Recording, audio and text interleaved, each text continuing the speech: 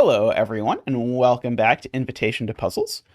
Today, we're going to go over one of my favorite pencil puzzle genres, namely, we're going to talk about Heyawake. Heyawake is a shading genre, so that means our solution is going to look like some collection of these cells are going to be shaded, some collection of them are going to be unshaded. The unshaded cells at the end of the day are going to have to all connect to each other. So in other words, I'm going to have one giant mass of green cells, if you will, the unshaded ones.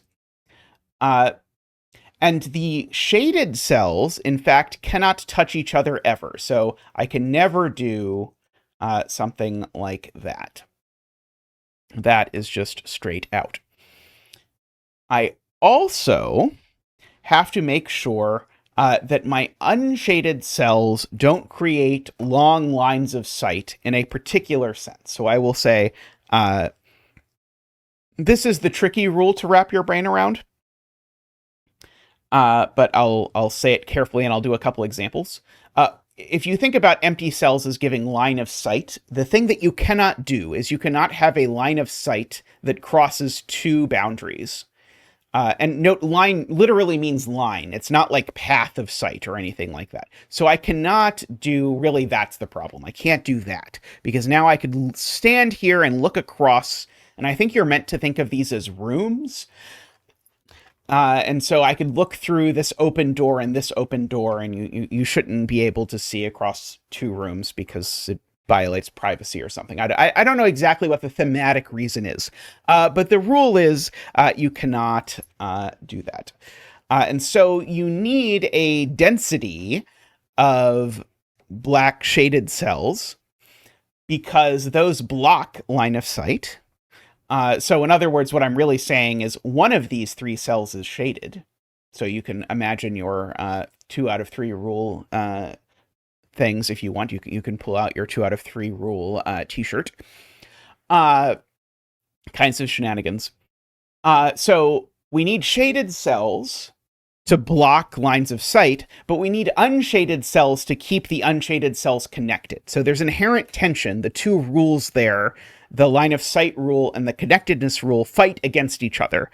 And you'll see actually a lot of Heyawake puzzles lean hard on one of those two. They either lean hard on the connectedness or they lean hard on the line of sight.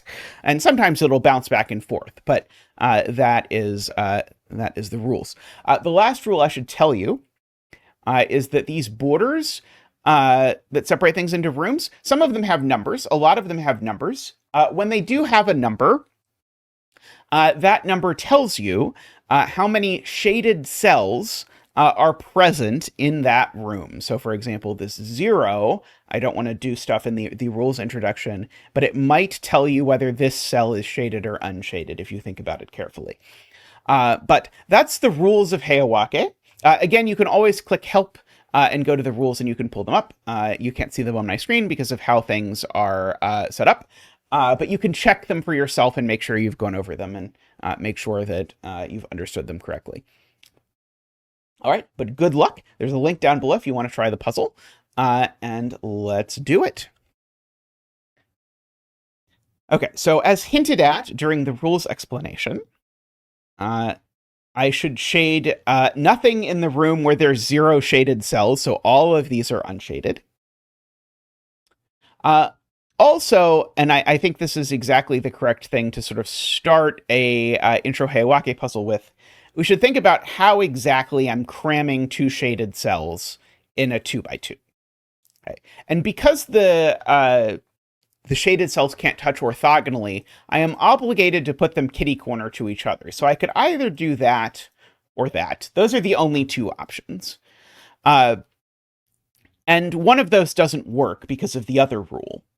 Namely, this one doesn't work because remember the unshaded cells are supposed to be connected, and this cell is not connected to the other unshaded cells. If you want to think about it, you can't walk. You're supposed to be able to walk from your room to anyone's room, and you cannot walk from this corner of this room to any other room, so that doesn't work. So since there's only 2 options and one of them isn't actually an option at all, that actually tells me that I get this pattern where those two are shaded and these two are unshaded. Okay. And we get more than that, because remember, as soon as a cell in Heyawake is marked as shaded, you can immediately green all the cells next to it. And also, whenever you have sort of a unshaded cell crammed into a corner like this, so like this cell in particular, that needs to connect to its green friends, and it can only do that through this cell. Again, you can think about, imagine if you were trapped here, how would you get out? You could only do it by climbing through this. So in other words, this needs to be unshaded. And similarly, if you were here, this needs to be unshaded. Okay. Now, if you want to see if you understood the border rule, look carefully at row 1 and tell me if you see anything. What's that you say? You say, I can't shade row 1, column 4? You are correct. I cannot shade row 1, I cannot unshade row 1, column 4. I'm sorry, you were incorrect.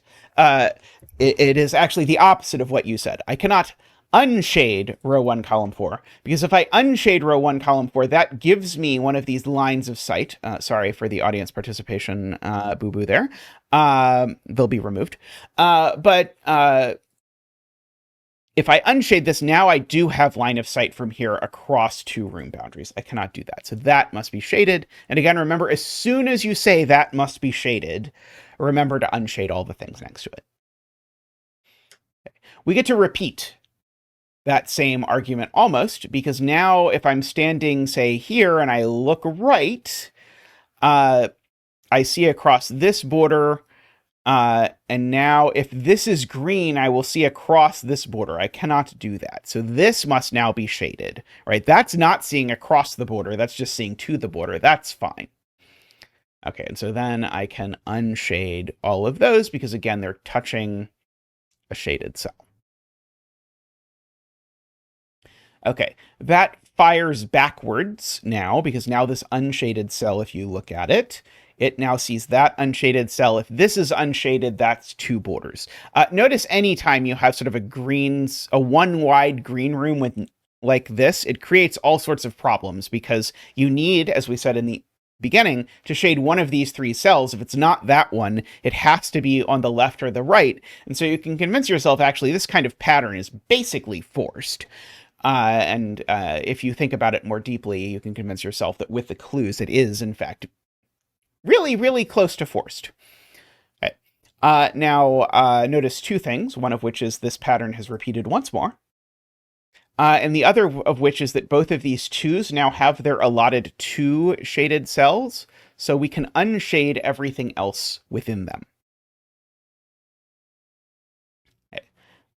We have a long string of unshaded cells here, and it's not the length, it's the number of borders, but we're cutting against our limit, because if this cell is green, I've now crossed 2 borders, so I can't do that. And I see the same thing over here. And if you're thinking, gosh, this rule is very hard to scan, or you're here watching this because you attempted the puzzle and got stuck a couple times, it takes some practice to get used to seeing this. And I'm sure by the end of the video, I will miss one of these. Okay, but over here, I need that to be shaded. And for exactly the same reason, I need that one to be shaded. And that sates both 1s. And creates another opportunity there. Okay. Now, I'll give the previous audience member a chance. Do you see the border rule now? What's that? Yes, you're correct. This cannot be unshaded. Good. The audience member has redeemed themselves. So this cell cannot be unshaded, because if it's unshaded, that again gives me my string. So that is shaded. And so these are unshaded. And it's maybe a good time to think about how I'm actually getting 4 shaded cells in this 2x4 region. Because I need to get 3 more in here, and there's only 4 cells left.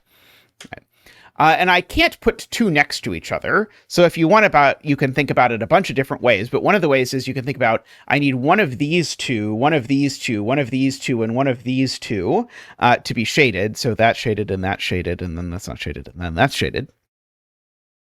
That's how it has to work.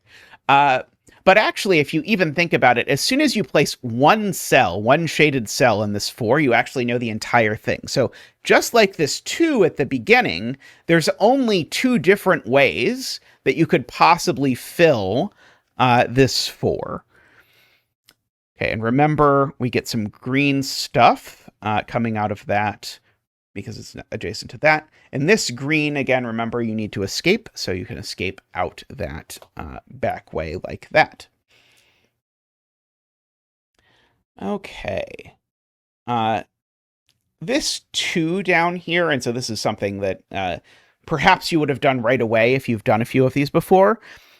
This 2 is actually forced because it's 2 and 3. Basically, if I shade this, now I have no second cell to shade because I'm not allowed to shade either of the others. So I can't shade that, but I have to shade 2. So it has to be those 2. So this is forced. So I can green next to the shaded cells.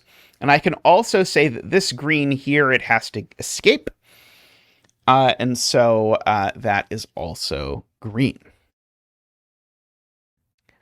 Okay, so if you got stuck before now, if you're new to this genre and you want to practice what we've said, think about this 3 region carefully and see if you can tell me what it looks like. Okay, so first of all, visualize the possibilities or draw them or whatever. There's basically greater than and less than. And and those are the only 2 possibilities because it's 3 and a 3x2. And yes, it would also work for 5 and a 5x2 or 6 and a 6x2. There's only 2 possibilities for all of those. And those 2 possibilities sort of look like this alternating pattern and the reverse alternating pattern. However, one of those is broken. Why is it broken? And the answer as to why it's broken is because of connectivity. And this is a deduction you're going to see a lot if you do many Heyawake puzzles, where if I do something like this, it might not immediately leap out to you, but you've now actually created a section of green that is unescapable.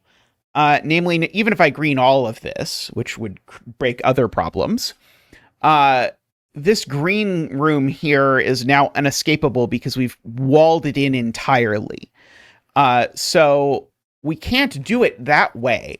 And so I would say that exact combination, if I fill in this 3 this way, it lops off a huge piece of the grid, is one of the most common deductions that you'll see in Heyawake puzzles.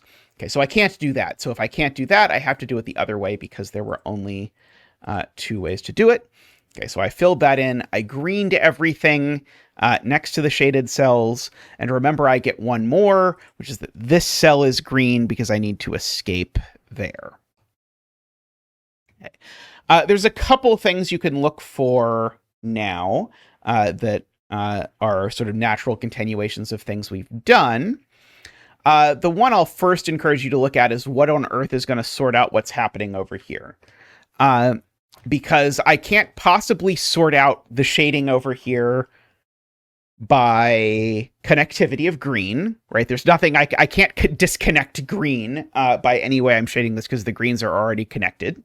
There's no numerical clue. I can't disambiguate it by blacks touching blacks. There's only really one rule left.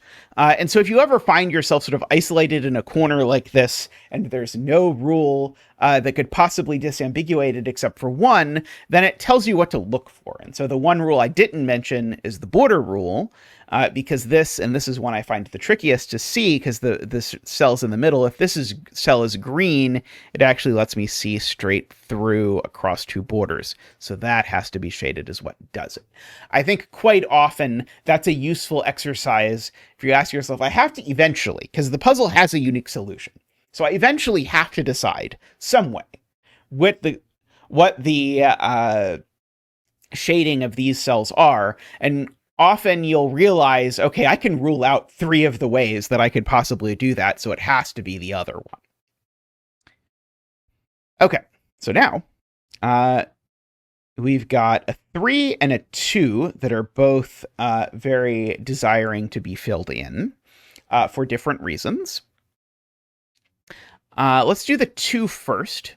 So the 2 here is now actually the same as the 2 we started with over down here, the 2 in 3x1, because we now just happen to know by deduction that these 2 aren't shaded. So my 2 shadeds have to go in these 3 cells, and if I shade the middle one, I can't shade a second cell. So I can't shade the middle one, so I have to shade the other 2. So that should feel familiar. And we get our unshaded, and remember that unshaded as well. This 3 here is also going to be filled in, as I said, but it's not filled in by connectivity, it's filled in by the border rule, because we have a sneaky little border rule here where we've got a green, and if that's green, that's seeing across 2 shaded borders. Can't do that. So that's shaded, and then, well, there's only 2 ways, and so we got the way that's the hat there to fill in that 3. And then we now have to unshade this because we have to connect getting out from there.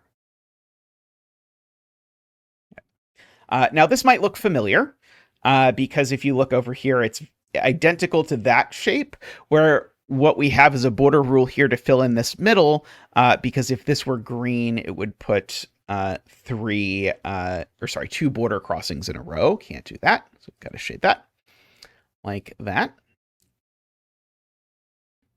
Okay, and so now,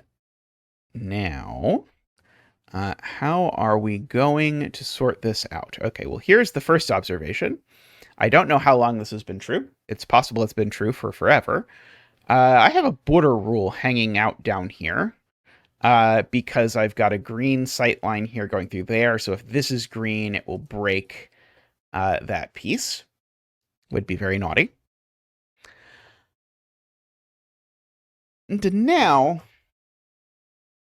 so here it's useful to think, okay, you could have thought about this as 3 and a 2x4, but if you think about how many ways are there to fit 3 and a 2x4, and you sort of like do that beautiful mind animation. Oh my God, I'm so old. Do some more relevant animation from the youth of today, like I don't know, SpongeBob SquarePants. Is that what the youth are watching today? Whatever it is that would make me sound hip and cool, substitute that. But now, actually, if you just sort of chunk off this piece of this is done, what I have left is to get 2 and 2x2, and we're familiar with 2 and 2x2. Namely, it must either be that or that. And the question is, which one is it? And it's not, similar to before, it's not that one, because that one would isolate this green down here in the lower left. This huge chunk would then be unable, you couldn't get from this room to that room. Okay, so if I can't do that one, I have to do the other one, like that. And now notice also this green here, it still has to get out. And now this 1 clue here is there for the purpose of telling me what this cell is. Because notice without the 1 clue, I wouldn't know whether this was shaded or unshaded. It wouldn't break any border rules either way. But because the 1 is there, this has to be the shaded cell, and then we're done. Very lovely intro puzzle there by 4D Vector. Very cool. All right. Thank you for watching. Do consider subscribing, giving the video a like, leaving a comment, all of these things that feed the YouTube algorithm. Or if you want, you can just give us money. That is also an option, and you can do that by clicking the join button down below, and we'll also throw in some cool emotes from Zach the Penguin, who you might recognize from the Islam puzzle and his famous digit dances from Sudoku, and many other places.